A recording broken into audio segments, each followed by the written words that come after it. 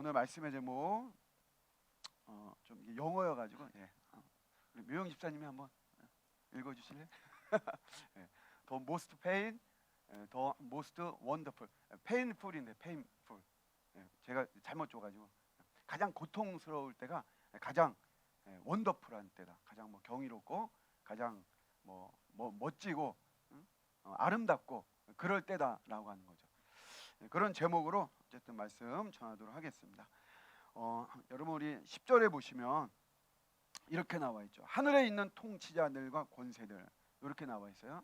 하늘에 있는 통치자들, 권세들, 이들을 통해서 하나님께서 구원의 지혜를 이들에게도 계시했다. 이들에게, 이 하나님의 하늘에 있는 통치자들과 권세들에게. 이들이 누굽니까? 하늘에 있는 통치자들과 권세들, 이들이 누구일까요? 이들은 천사입니다. 천사. 지금 천사를 말해요. 구약에는 여호와의 사자, 뭐 이렇게도 이야기를 하고 있죠. 초자연적인 존재들이에요. 제가 이제 유튜브 이제 계속 뭐 하고 했더니 뭐 그냥 꾸준히 제 뭐 구독자도 뭐 늘고 또 조회수도 이렇게 늘고 막 그러더라고요. 전에 이제 새벽기도 제가 올리면 뭐 조회수가 뭐 20몇, 뭐 30몇 막 그랬는데 어떨 때는 조회수가 뭐 100이 넘기도 하고 또 200이 넘기도 하고 또 지난주에는 조회수가 이제 300이 넘고 딱 한 번 그래 한 번. 맨날 그런 게 아니고 지난주 딱 한 번. 제가 보니까 제목을 어떻게 잘 잡느냐에 따라 가지고 사람들이 호기심에 의해서 이제 보는 것 같아요. 그래도 감사한 거는 이제 그 분석이 다 나오거든요. 그래서 들으면 이제 끝까지 듣는 그런 것까지 비율이 다 나오는데 그래도 끝까지 듣는 분들이 꽤 많더라고요. 그러니까 여러분들도 안 들으려면 아예 클릭하지 마시고 클릭하면 끝까지 해야 돼요. 그게 이제 알고리즘의 어떤 또 뭐 그런 게 또 있더라고요. 중요한 거는 말씀 들으려고 했으면 끝까지 듣는 게 중요하니까. 근데 이제 제가 그걸 이제 보면서 내가 좀 더 그 책임감 있게 말씀을 준비하고 전해야 되겠구나. 그런 마음이 제일 커요. 그냥 뭐 조회수가 늘어난다고 해서 뭐 그냥 뭐 무조건 뭐 어린애처럼 뭐 기뻐하고 이제 이런 것은 아니고, 그러면서 뭘 하나 하더라도 좀 정보를 좀 많이 주면 좋겠다. 이제 그런 마음이 들더라고요. 이 천사에 대해서도 여러분 이제 요 책에 있습니다. 마이클 하이저라는 분이 이제 이런 분야에 있어서 탁월하게 책을 썼어요. 이게 이제 어떤 천사들을 통한 어떤 영적인 세계에 대한 책인데 대신 요거는 두껍습니다. 요거는 굉장히 두껍죠. 근데 요 책을 요약한 게 이제 이게 안 팔리니까 책은 좋은데 그러니까 이 요약본을 또 이제 출판사가 또 잽싸게 이제 했는데 요거는 이제 분량이 얼마 안 되죠. 그래서 성경의 초자연적 세계관, 하나님 초자연적이신 분이니까 오늘 우리 기도자가 제가 이제 이렇게 우리 예배를 보면 참 우리 찬양이나 또 우리 기도나 사실 사전에 우리 교통하는 거 없잖아요. 없거든요. 그런데도 서로 어떤 동일한 지향점 또 동일한 어떤 주제를 이렇게 찬양하고 멘트하고 기도하고 하는 것들을 제가 보면서 정말 하나님 우리 예배를 참 축복하신다, 제가 그런 생각이 들거든요. 오늘도 초자연적인 거에 대해서 이야기했는데 사실 우리 하나님 자체가 초자연적이시기 때문에 우리가 그런 거를 외면해서 안 돼요. 뭐 어떤 우리의 이성이나 내 상식이나 내 경험이나 이런 거에 그냥 갇혀가지고 우리 하나님의 세계를 그렇게 판단하면 사실은 좀 안 되거든요. 근데 이런 책도 이제 어떻게 보면 그런 거를 접하지 않은 분들은 조금 불편한 어떤 내용도 있을 수도 있어요. 그러나 성경을 좀 더 우리가 폭넓게 보고 좀 더 깊이 있게 볼 수 있는 눈을 갖게 하는 거죠. 어쨌든 뭐 제가 간단하게 책 소개를 좀 이렇게 했었고요. 여러분 이 천사들은 구원에 있어서 하나님이 삼으신 중요한 파트너이자 조력자입니다. 그리고 이 천사들은 심판과 구속에 있어서 우리 인간들과 우리 인류와 운명을 같이 합니다. 그래서 타락한 천사들도 마지막 때 그들은 불못에 들어가는 심판을 받게 되는 거죠. 그런데 이들도 구원에 대해서 모르는 비밀이 있어요. 이들이 영적 존재죠. 하나님 부리시는 자들이고 그럼에도 불구하고 하나님의 구속의 경륜에 대해서 이들도 잘 모른단 말이에요. 디모데전서 3장 16절인데 같이 한번 읽어보겠습니다. 시작. 그도다 경건의 비밀이요 그렇지 않다 하는 이 없도다. 그는 육신으로 나타난 바 되시고 영으로 의롭다 하심을 받으시고 천사들에게 보이셨다. 천사들에게 보이셨다. 육신으로 나타나신 바 되시고 부활했다 이거예요. 부활하신 예수님이 천사들에게도 보이셨다는 거죠. 아니 왜 보이셨을까요?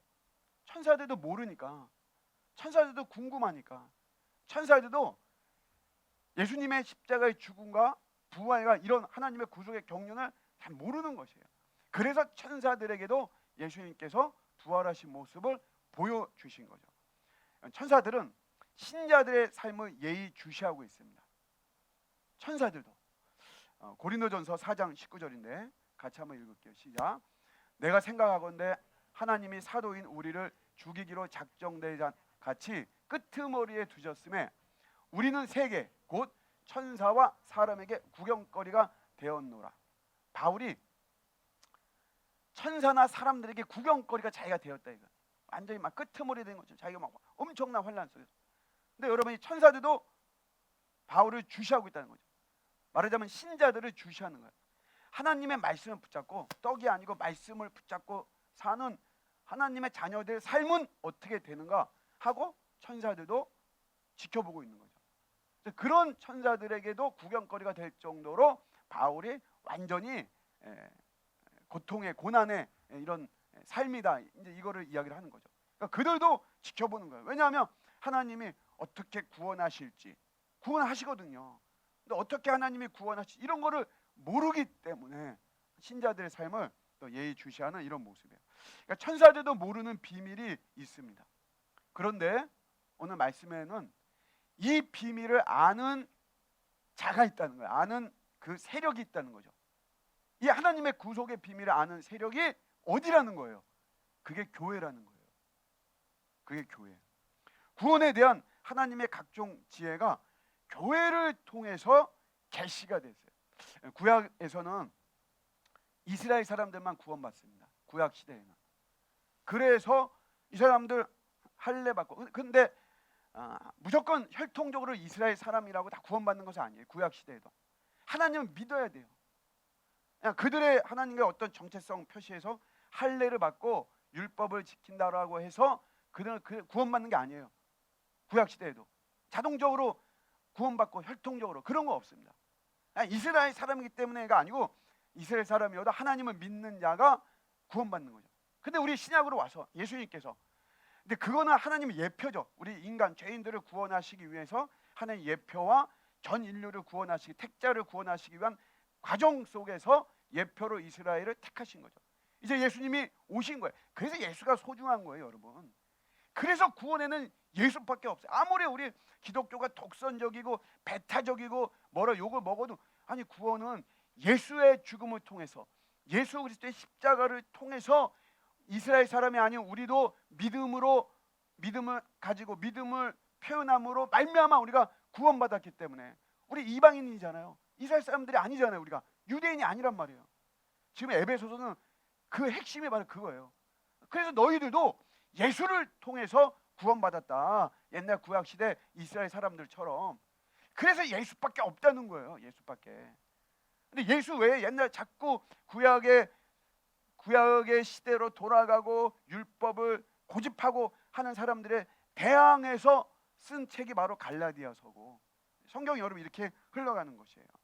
그래서 이런 비밀이 교회를 통해서 나타났다라고 이야기를 하고 있는 거죠. 교회를 통해서 구원이 베풀어지는 거예요.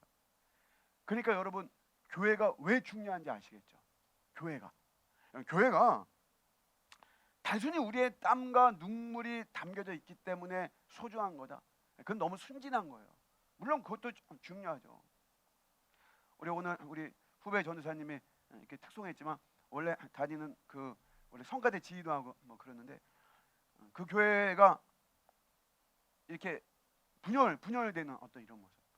그래서 뭐 목사님이 말하자면 뭐라 그래야 돼? 뭐 그 청빙한 이런 찬양 사역자나 뭐 이런 사람들은 다 못 쓰게 한 거예요. 그래서 거기 못 가고 우리 여기 와서 원래 또 특성 한번 하기로 약속이 되어 있기 때문에, 그 교회가 100년이 넘은 교회예요. 언더우드 선교사가 세운 그 교회인데, 그냥 여러분이 그렇게 된 거예요. 그러니까 교회 참 우리가 막 화목하는 게 너무 엄청나게 중요한 것이고, 뭐 여러 가지 하고 싶은 이야기 많죠. 어쨌든 그러니까 여러분 100년 넘게 막 이렇게 세웠기 때문에 교회가 소중하다. 그게 순진한 거고, 진짜 여러분 교회가 소중한 건 뭐냐면 하나님께서 하나님의 비밀인 이 구원에 대한 계시를 누구를 통해서 한 거라고요? 교회를 통해서 한 거잖아요. 교회가 너무 소중한 거예요, 여러분. 그래서 주님의 교회를 우습게 여기면 안 되는 것이에요. 교회를 어떻게 하든지 사랑하고, 내가 교회에 어떻게 하든지 힘이 되려고 하고, 내가 어떻게 하든지, 여러분 어쨌든 우리 좋은 나무 교회로 여러분 하나님 다 부르셨잖아요. 어떻게 하면 내가 우리 좋은 나무 교회를 내가 견고히 세워 나갈 것인가? 거기에 우리 단순히 여러분 저와의 관계 속에서 하거나 어떤 인간적인 면에서 한번 그런 거 아니에요. 그건 하나님 원하시는 게 아닙니다. 하나님의 비밀의 계시, 천사들도 모른다니까요. 천사들에게도 비밀인 것을 알려준 그것이 바로 교회이기 때문에 이 교회를 통해서 수많은 사람들이 구원받는 거예요. 죄인들이 구원받는 거예요. 그래서 교회를 귀하게 여길 줄 아는 이런 모습이 필요합니다. 제가 이대 서울병원 거기서 이제 협력 사역을 하고 있는데, 지난주에 장례 인도 그 장례 진례 요청이 이제 올 때가 있어요. 지난주에는 우리 40살 먹은 어떤 형제의 그 장례를 인도했죠. 자살을 했어요. 17년 동안 이제 우울증을 이렇게 앓다가, 제가 가자마자 이제 제가 제 신분을 밝히니까 제 손을 잡고 어머니가 막 절규하죠. 결국 이제 입간도 들어가지 못했어요. 형이 있었는데, 형은 이제 엘리트예요. 직장도 여기 이제 마곡에 있는 직장이고, 어떤 열등감에 뭐 굉장히 참 고생했다. 뭐 이제 이런 이야기도 하고, 내가 죄가 많아서 우리 아들이 이렇게 됐다. 이런 고백도 하고, 그런 거 아니에요 어머니. 막 이러면서 위로도 하고. 근데 그 원래 다니는 교회가 있어요 그 어머니가. 그런데 장례 요청을 못한 이유가 뭐냐면, 그 둘째 아들이 17년 동안 그렇게 된 거에 대해서 그 교회다 말을 안 했어요. 왜 말씀을 안 하셨어요? 그랬더니 말을 해도 뭐 사람들이 뭐 처음에야 기도해 주겠지만 계속해서 뭐 기도하겠냐, 뭐 관심 갖겠냐, 그러면서 마음의 문을 닫아 버리는 거예요. 그래서 말을 안 한 거예요. 그럴 수도 있겠죠 여러분. 사람들이 어쨌든 잊혀지는 거니까. 그렇지만 여러분 안 그럴 수도 있는 거잖아요. 안 그럴 수도 있는 거죠. 누군가가 내 아들의 문제라 생각하면서 같이 기도할 수, 모든 사람이 다 기도는 못 하겠죠. 그러나 누군가는 하나님께서 그런 기도의 사명을 주고 관심을 갖게 하시고 이러면서 여러분 기도하겠죠. 그러니까 교회를 근본적으로 교회를 통해 부으시는 구원의 은혜를 좀 귀하게 여겼으면 좋은데, 그게 저는 이제 안타까운 거예요. 교회는 좋은 모습만 보이는 데가 교회가 아니에요. 교회. 자꾸 우리 교회도 좋은 모습만 찾으려고 하면 안 됩니다. 물론 저도 이제 뭐 일주일에 한 번 이렇게 교회 오고 세상에서 막 힘들고 뭐 짜증 나고, 근데 교회 오면 기쁘고 즐겁고 밝고 명랑한 곳이 돼야 된다, 그런 건 있지만 교회가 좋은 모습만 보이는 그런 곳이 아닙니다. 은금을 자랑하는 교회가 아니에요. 원래 초대교회 고백이 거기서 출발한 거죠. 우리는 은과 금은 없대니까요. 나사렛 예수 그리스도의 이름으로 내가 너를 고친다, 이거 아니겠어요? 은금이 아니에요. 은금이 내가 좋은 모습만 보이고 이게 아니에요. 내 부끄러운 모습 뭐 보이고 그런 거 다 같이 우리가 이야기하고, 모든 가정에 문제 다 있다 그랬잖아요. 남편의 문제든 여자의 문제든 자식의 문제든 부모의 문제든 내 문제든 모든 어느 가정이나 다 문제가 있는 거예요. 없는 거예요. 그거를 여러분 자꾸 우리가 막 보호막을 치고 그걸 드러내지 않고 위장하고 포장하고, 그 어머니도 자기가 위선 덩어리였다고 막 이렇게 고백도 하시고 막 그러더라고요.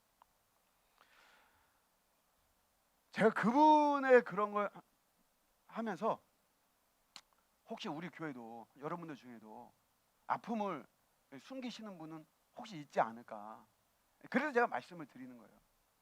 그러지 마세요. 우리 같이 하는 거, 같이 여러분 기쁘면 같이 기뻐하고 같이 아프면 같이 아파하고. 저도 아픔을 일부러 숨기지 않잖아요. 저도 뭐 제가 뭐 오픈할 거 오픈하고 그러죠. 어떤 사람들은 그렇게 하지 말라고 하는 사람들도 있어요. 목사가 좀 어떤 신비스러움이 있어야 된다. 근데 유명한 목사님이 이런 말을 했어요. 아주 설교도 잘하시는 분인데, 성도들하고 거리를 둬야 된다. 어느 정도 거리를 둬야지 성도들하고 너무 가깝고 다 뭐 보여주고 그러면 안 된다. 신비감이 조성돼야 된다. 심지어 옛날에 막 이런 전설적인 이야기. 우리 목사님은 어디도 안 가? 화장실도 안 가는. 소은아, 목사님 화장실 갈까 안 갈까? 잘 모르겠어? 가? 목사님이 가? 갈 것 같아? 하루에 여러 번 가. 그렇게 그 목사님 말씀 듣고 저는 이런 생각했어요.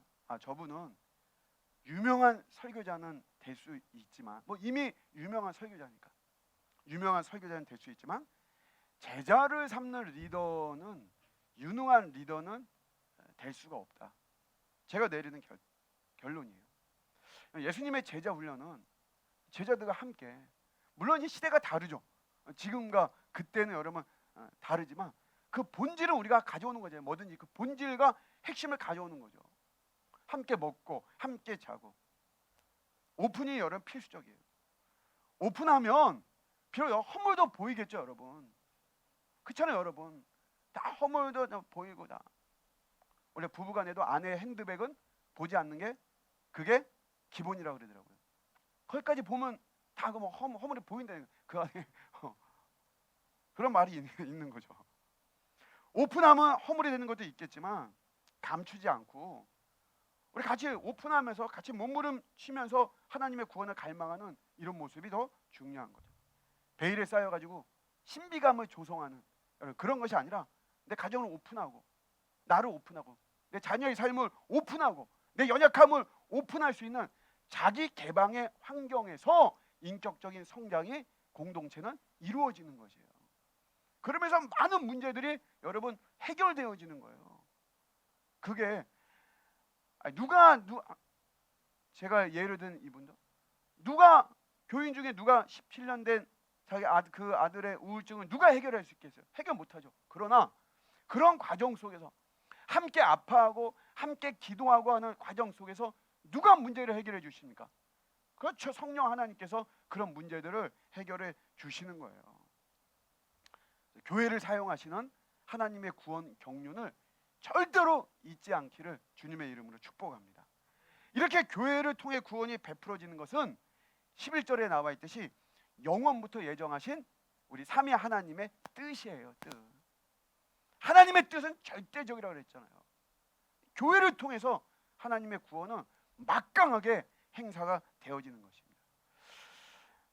교회는 그럼 어떻게 구원의 통로가 됩니까? 그게 우리 12절에 나와 있어요. 12절에 보시면 우리가 그 안에서 그를 믿음으로 말미암아, 누구를 믿는 거죠? 예수를 믿는 거죠. 그러니까 예수님과 연합되는 것을 이야기합니다. 예수님과 연합되는 거에 여기에도 그 본질이 뭐냐면 누가 죽었어요. 그래서 우리가 예수님하고 연합할 수 있는 거예요. 누가 죽었습니까? 예수님이 죽었죠. 예수님이 죽었어요. 예수님과 연합은 여러분 우리 사람과 사람의 연합처럼 돈에 의해서 아니면 쌍방 어떤 주고받고 하는 어떤 이런 계약이 성사되고 하는 합의 속에서 연합이 되어지는 것이 아니죠. 여기는 오로지 예수님의 죽음이 있어요. 그러니까 우리 기독교 신앙의 가장 뿌리는 뭐냐면 예수의 죽음이에요. 예수의 죽음. 그래서 다 그 죽음이 우리 의식에도 다 있는 거예요. 세례. 예수의 죽으심을 따라 나도 죽는 거죠. 그 예수의 살으심에 따라 나도 사는 게 그게 세례죠. 내가 이렇게 죽겠다는 사람한테 세례를 베푸는 거예요. 성찬 마찬가지로 예수님의 살과 피를 먹고 마시는 자가 내 안에 거한다. 나도 그들 안에 거하고. 예수님의 죽음이죠. 모든 게 여러분 다 죽음이에요. 우리가 우리 기독교 신앙은 하여튼 예수님의 죽으심으로 말미암아 그게 시작이고 그게 끝이에요. 그거 말하지 않으면 우리 기독교 신앙은 좋은 세미나, 좋은 소식, 뭐 그것밖에 안 되는 거예요. 그냥 좋은 사람들 모여서 야 우리끼리 그냥 좋은 공동체 만들어 가지고 그냥 우리 어디 뭐 놀러 가고 맛있는 거 먹으러 가고, 우리 뭐 커피 마시고, 여러분 그런 것밖에 안 되는 거예요. 제 아는 우리 후배 목사하고 제가 대화하다가 그 목사도 아픔이 많이 있는데 저한테 이런 말 하더라고요. 목사님, 결국 답은 한 가지더라고요. 근데 저도 그 답에 동의하는 거예요. 저뿐만이 아니라 성경이 이렇게 말하는 거예요. 여러 가지 관계의 모든 어려움에 답은 뭐냐면 죽는 거예요. 누가 죽는 거예요? 내가 죽는 거죠. 예수님 죽으심으로 말미암아 우리 죄인을 구원하셨던 것처럼 저희들도 마찬가지예요. 결국 여러분 다 내가 죽으면, 우리 전도사님 그 교회에 그렇게 100년이 넘은, 얼마나 대단해요. 100여 년이 넘게 언더우드 선교사면 거의 한 130년, 140년. 그런 교회가 지금까지 존재한다는 자체는 이거는 대단한 거잖아요. 그래서 저는 그래도 확신을 가져요. 그 교회는 다시 일어날 거예요. 그 100여 년이 넘는 그 저력은, 그거는 무시 못해요. 조금 시끄러울 수는 있겠지만 이제 또 좋은 어떤 뭐 멤버들이 오고 뭐 이렇게 하고 하면 다시금 회복될 수 있습니다. 근데 거기도 결국 문제를 해결할 수 있는 건 뭡니까? 죽으면 되는 거죠. 저는 잘 모르지만 담임 목사님도 죽고 장로님들이 파워를 가지고 있겠죠. 그 장로님들도 죽고, 거기에 뭐 오랫동안 뭐 2대, 3대, 4대 신앙한 사람들이 알게 모르게 기득권 갖고 있겠죠. 그 사람들이 죽고 목소리 내는 사람들이 죽고 하면은 다시 살아날 수 있는 거예요. 우리 기독교는 이 죽어야 되는데, 이게 여러분 예수님에게 자꾸 초점을 맞추면 나도 죽을 수 있어요. 여러분들이 가지고 있는 여러 가지 문제들, 저도 그렇지만 사실은 답은 내가 죽으면 돼요. 내가 죽으면 우리 가정 행복해질 수 있고, 우리 가정 새로워질 수 있고, 우리 가정의 하늘의 엄청난 기쁨 속에 맨날 살 수 있어요. 근데 여러분, 우리가 예수님의 죽음에 대해서 초점을 맞추지 못하니까 내가 죽는 걸 모르는 거예요. 사람은 보면서 배우잖아요. 내가 어떤 모델이 없으니까 한 사람 이렇게 좀 잘하면 되는데 자꾸 보고 배워야 되는데, 바로 그거예요. 사람들은 예수의 능력에만 초점을 갖고 있죠. 그게 아니라 우리 예수님의 죽으심에 대해서 우리 초점을 가져야 돼요. 이 예수의 죽음을, 연합은 이거죠. 예수님의 죽음을 내 죽음으로 하나님이 여겨주셨죠. 그래서 나를 의롭다라고 여겨주신 거예요. 그게 연합인 여다. 예수님이 죽으셨는데, 그래 나도 같이 죽은 거예요. 그때 나도 내 죄에 대해서 죽었다라고 하나님 나를 보아주시니까 칭의가 이루어지는 거예요. 그래서 갈라디아서 2장 20절에 내가 그리스도와 함께 십자가에 못 박혀 죽었다. 아니 나는 2000년 전에 태어나지도 않았는데, 그렇잖아요 여러분.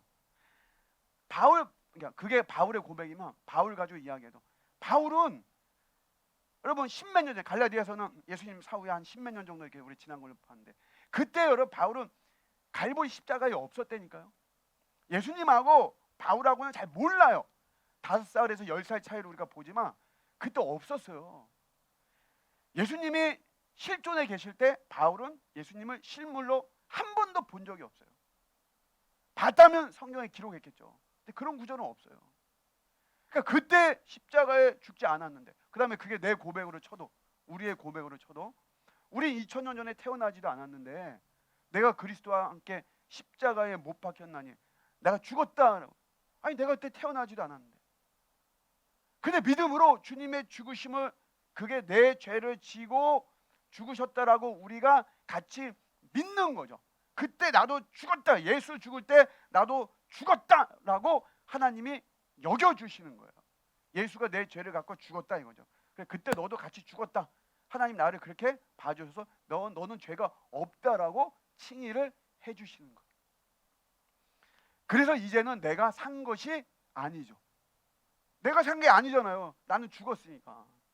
그러니까 내 안에 예수께서 사시는 거예요. 이제 내가 육체로 사는 거, 내가 이렇게 정말 사는 거는, 그러니까 어떻게 사는 거예요?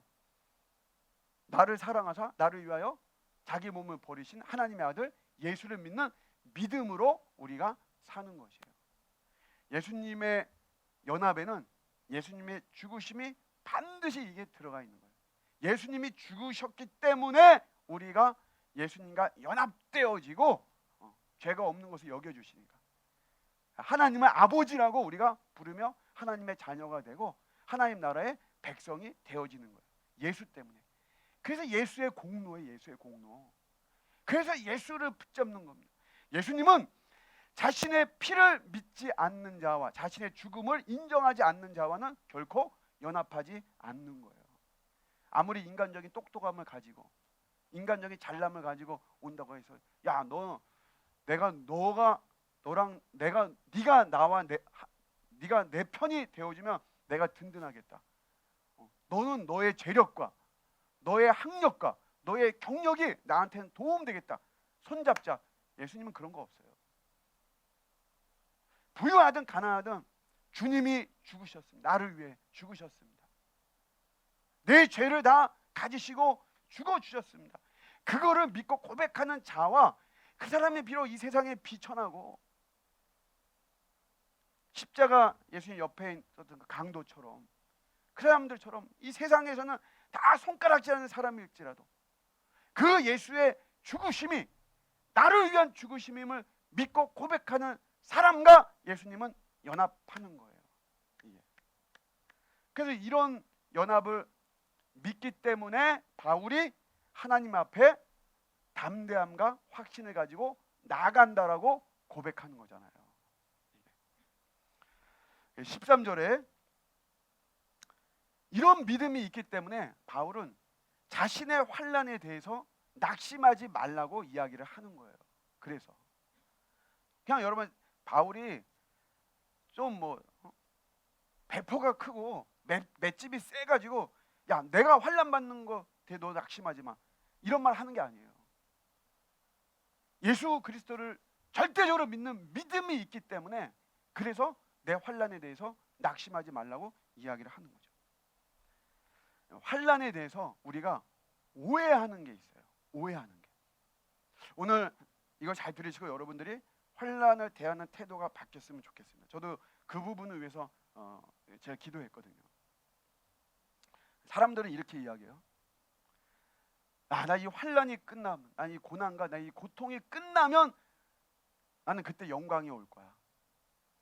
사람들은 대부분 그렇게 이야기합니다. 근데 이거는 해피엔딩, 물론 해피엔딩으로 나죠. 우리가 환난 중에 주님을 믿고 주님을 신뢰하고 주님을 의지하면 당연히 여러분 우리 해피엔딩이 오죠. 우리 승리하게 하신단 말이에요. 응? 역전되게 하죠. 역전. 원래 우리 오늘 찬양 이제 역전되리라 그 찬양 부르려고 했는데 제가 준비가 안 돼가지고 나중에 결국 역전시키 최후 승리 우리가 하죠. 아멘이십니까? 최후 승리 반드시 합니다. 그런데 이건 너무 해피엔딩에만 무게를 둔 거예요. 사실은 환난을 내가 당하고 있는 지금 이 순간이 영광의 순간인 줄로 믿습니다. 환난 당하고 내 고난 당하고 내 지금 고통이잖아요. 내가 하루에도 수십 알을 약을 먹는 질병의 포로가 되어 있어요. 지금 부도 위기, 실직 위기, 망할 위기, 내 꿈이 사라지는 위기, 추방의 위기, 온갖 위기가 다 있어요. 내 삶에, 우리의 삶에. 근데 그 순간이 환난이지만 영광의 순간이라는 거예요. 하루하루 고통스러운 일상이고 의미를 찾을 수 없는 시간들이에요. 저녁에 자는데 아침이 오지 않았으면 좋겠다 하는 시간. 그러나 여러분 그런 시간, 그런 순간, 그런 아픔, 그런 환난이 로마서의 말씀처럼 합력해서 선을 이루는 하나의 과정인 것입니다. 그런 시간이잖아요. 그런 환난 중에 하나님의 일하심이 있습니다. 아멘이십니까? 하나님의 일하심이 환난 폭풍 속에서 하나님이 일하시는 거예요. 그래야 하나님이죠. 여러분 고요하고 평안하고 다 그럼 누가 일을 못 하겠어요? 다 일하죠. 날씨 좋고 여러분 배부르고 저기 막 등 따시고. 근데 여러분 예배 못 드릴 사람이 어디 있겠어요? 그러나 고통이고 폭풍은 불고 배고프고 춥고 수치당하고 그럴 때 여러분 예배 드리는 게 그게 진짜 예배자잖아요. 하나님 폭풍 속에서 일하신다니까요. 환난 중에서 하나님이 역사하시는 거예요. 환난 중에 하나님이 일하시는 겁니다. 나는 너무 고통스러운 트라우마고 그런 사건이고 환경이지만 그 시간에 내가 빚어지는 거죠. 그 시간에 내가 빚어지잖아요. 내 죄악의 때가 씻겨지는 것이고 내가 뭐 그냥 쓸데없는 거 이것저것 주렁주렁 부여잡는 것들 이게 다 쓸데없는 거구나. 다 놔버리는 그런 게 여러분 환난의 시간이잖아요. 교만했던 자가 겸손함으로 절대 낮은 자리로 안 가던 자가 자기 스스로 자발적으로 낮은 자리로 내려가는 시간, 역전되어지는 시간, 그 시간이 환난의 시간이잖아요. 그 얼마나 영광의 시간입니까? 그래서 여러분 우리가 환난 중에 복음을 붙잡아야 됩니다.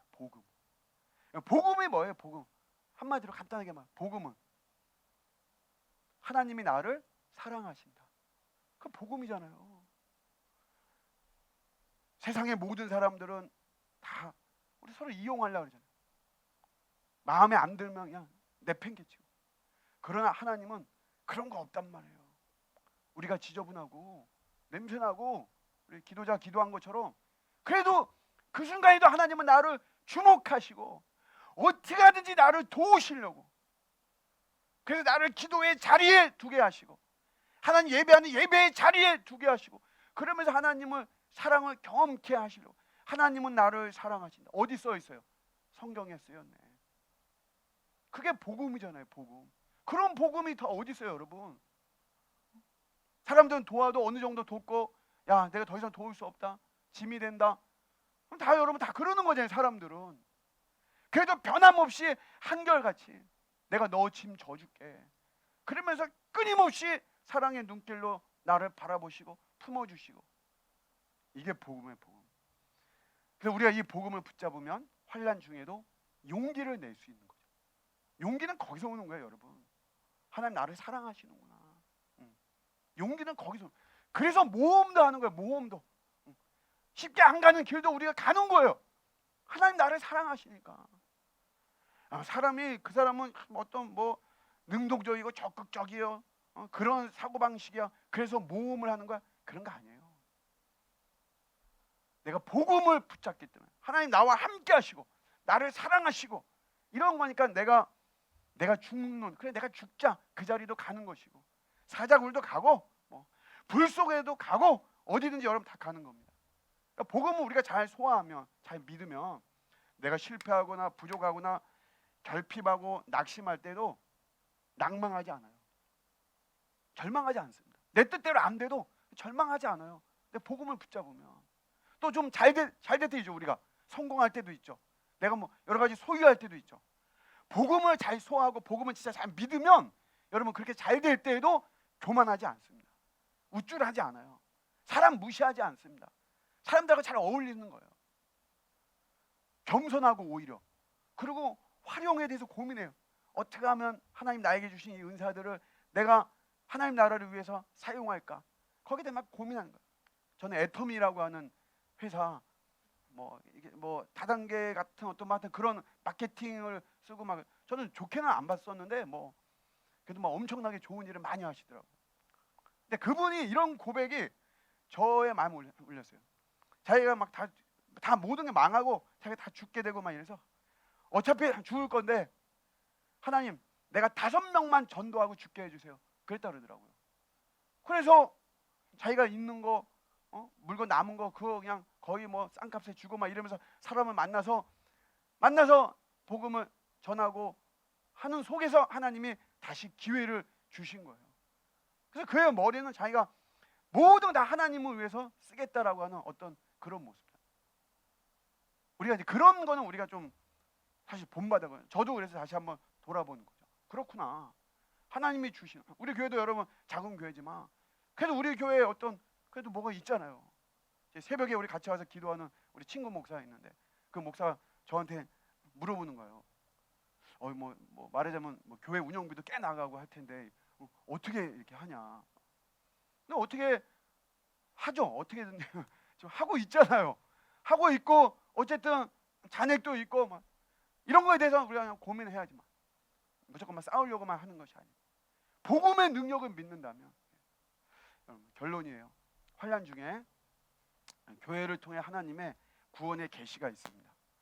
그래서 그 주님을 내가 잘 믿고 나가면 환난 중에도 이 환난 자체 그 순간이 영광이에요. 가장 고통스러울 때 그때가 가장 하나님의 영광이 빛을 발하는 시간인 줄로 믿습니다. 믿고 승리하는 저와 여러분들 되시기를 주님의 이름으로 축복합니다. 아멘.